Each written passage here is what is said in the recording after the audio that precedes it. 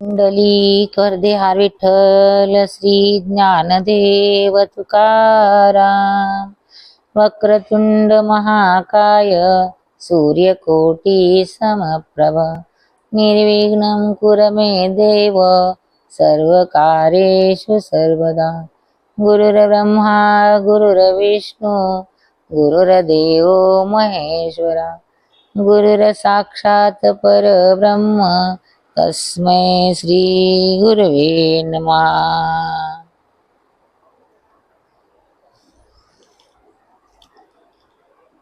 सद्गुरूंच्या असीम कृपेने सुखासनाचा स्वीकार करून खरं तर आपल्याला सद्गुरूंच्या कृपेनं काय होते किंवा सद्गुरूंचं कार्य, सद्गुरू संत सद्गुरू संत इथं आल्याच्या नंतर कार्य काय करतात, देव जे करतो त्याला लीला म्हणतात आणि संत जे करतात त्यांना कार्य म्हणतात आणि तुम्ही आम्ही जे करतो त्याला कर्म म्हणतात। आपल्याला कर्म म्हणजे कर्माचा भोग भोगावा लागतो, कर्माचं फळ भोगावं लागतं। ही गीता काय सांगते ज्ञानेश्वरी? कर्म तसं फळ, जसं कर्म तसं फळ, जसं कर्म असेल तसं फळ।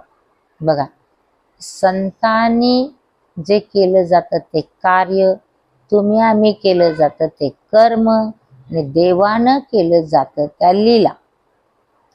देवाच्या लीला करण्यासाठी त्रेतामध्ये यावं लागलं किंवा द्वापारामध्ये देवाला यावं लागलं, पण हे कलियुग असं आहे, कळीचं युग आहे। या कलीनं बुद्धी लोकांची ग्रासलेली आहे, देव येणार नाहीत तर कोण येणार? संत येणार।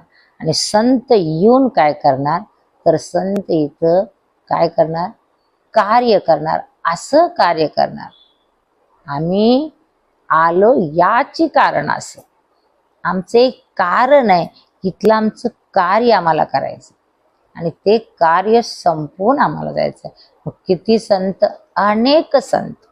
आपल्याला प्रसिद्ध संत ज्ञानेश्वर माऊली माहित आहे की ज्यांनी जगासाठी काय करून ठेवलं की ज्ञानेश्वरी करून ठेवली। गीतेच्या 700 श्लोकांच्या 9000 ओव्या तुमच्या आमच्या समोर माऊलीने ठेवल्या।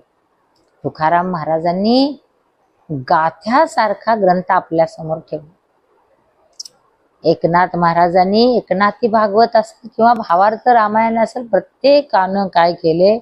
आपलं आपलं साहित्य करून ठेवलेलं आहे की कलियुगातल्या जीवाच्या तुमच्या आमच्या उद्धार होण्यासाठी उद्धाराचं करून ठेवलं। बघा, आता कालच आपल्याला अक्षतृतीया होती। काल काय होतं? अक्षतृतीया। मग त्या अक्षतृतीये दिवशी कोणत्या संतांचा जन्म झाला हो? तर बसवेश्वर महाराजांचा जन्म कधी झाला? अक्षतृतीया झाला। मग त्यांचं कार्य कसं होतं?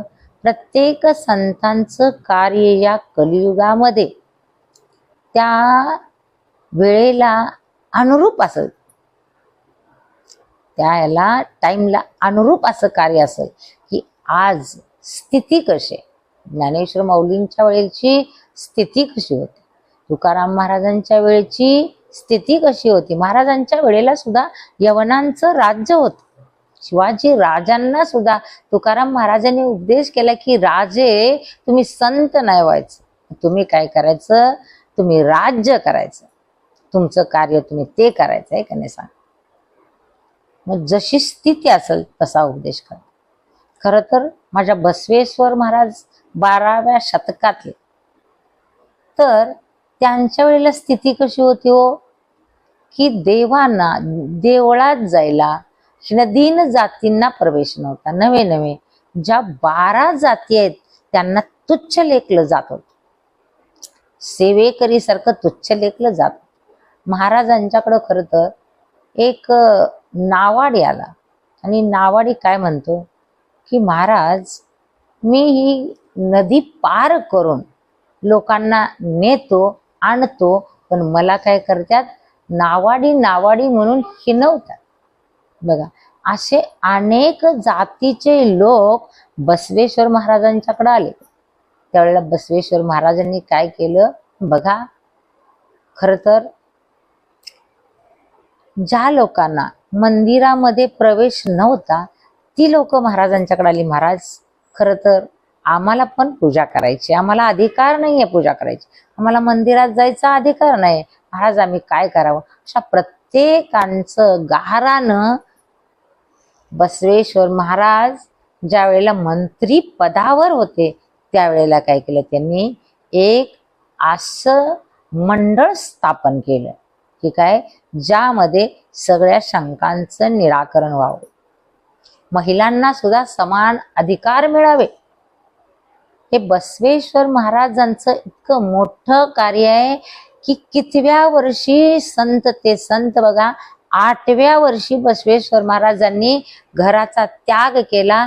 का केला तर उपनयन संस्कार ज्या वेळेला त्यांच्यावर करायचं ठरलं त्यावेळेला ते विचारतात की उपनयन संस्कार माझ्यावर करता, पण माझ्यापेक्षा माझी बहीण मोठी आहे तिच्यावर का केले नाही? त्यावेळेला काय सांगितले लोकांनी की स्त्रियांना हा अधिकार नाहीये, तिच्यावर आपल्याला उपनयन संस्कार करता येणार नाहीये. त्यावेळेला मात्र त्यांना काय वाटलं की माझा जन्म आईच्या उदरातनं झालेला आहे, मग त्या आईला सुद्धा दर्जा पाहिजे. बघा, म्हणजे अशी पूर्वी स्थिती होती की स्त्रियांना सुद्धा हिनदीन लेखलं जायचं बघा. आणि म्हणून त्यांनी काय केलं, 8व्या वर्षी घर सोडलं आणि अध्ययन करायला कुठे गेले, बाहेर गेले. शिक्षण सगळं घेतलं आणि शिक्षण घेऊन ते कुठपर्यंत पोहोचले, राजाच्या दरबारात सुरुवातीला कारकून झाले, पण इतका हिशेब चोख, इतकं कार्य चांगलं म्हणल्यानंतर ते मंत्री पदापर्यंत पोहोचले. मग त्यांनी काय केलं त्यावेळेला, अनेक ते सत्तेवर असताना अनेक त्यांनी कायदे लागू केले बघा, की ज्याची गरज आजही आपल्याला भासते.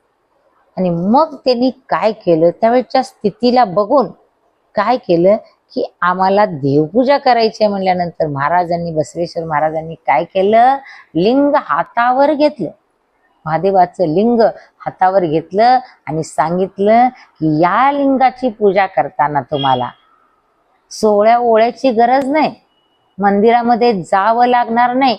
तुमच्या हृदयामध्ये जे लिंग आहे, तुमच्या हृदयामध्ये जो भगवान आहे, त्या लिंगाची पूजा तुम्ही तुमची मनसोक्त करू शकता, कधीही करू शकता, कोणत्याही वेळेला करू शकता. आणि मग सगळ्या जातीतली लोक महाराजांच्याकडे यायला लागले आणि प्रत्येकाचं त्यांनी काय केलं की लिंगायत धर्माची स्थापना केली. का तर त्यावेळची स्थिती तशी होती, त्यावेळची स्थिती तशी होती बघा.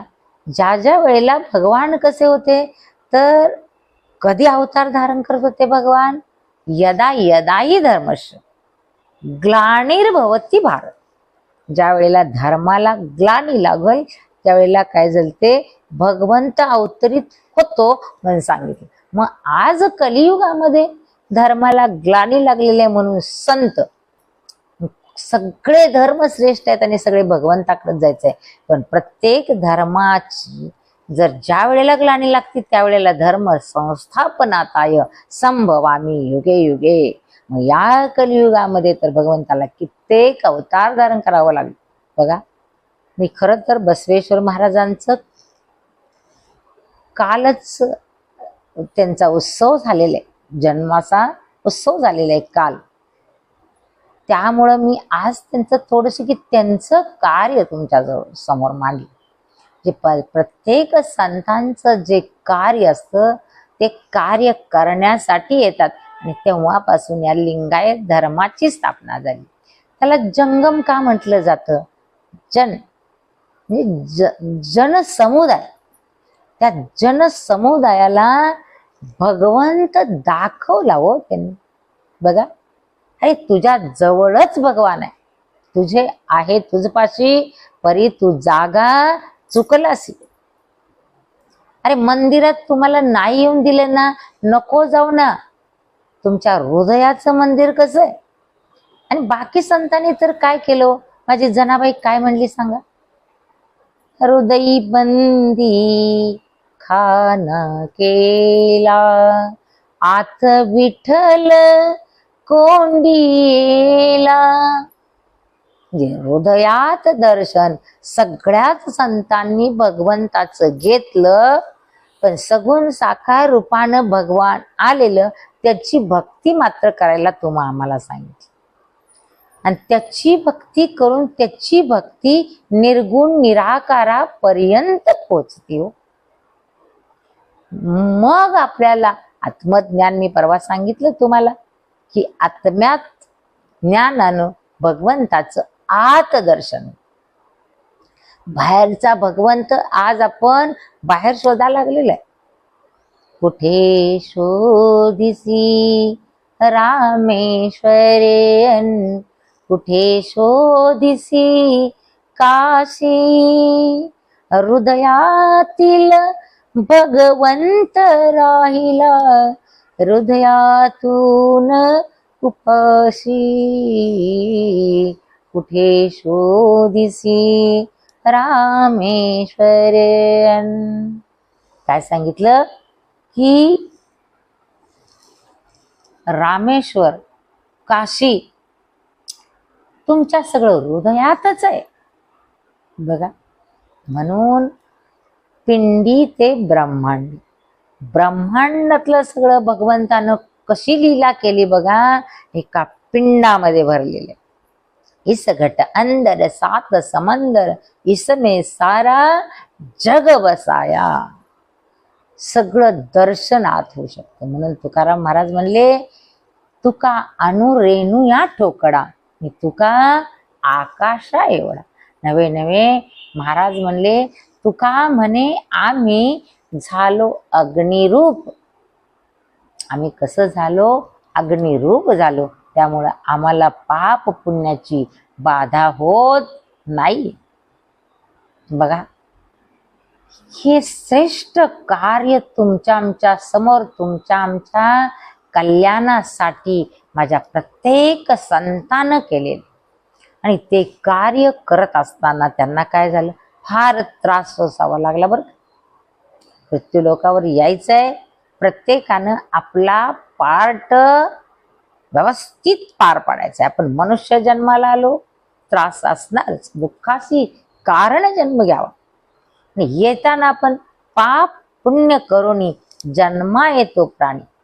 जन्माला आपण दोन गटळी घेऊन आलेले, एक पाप आणि एक पुण्य.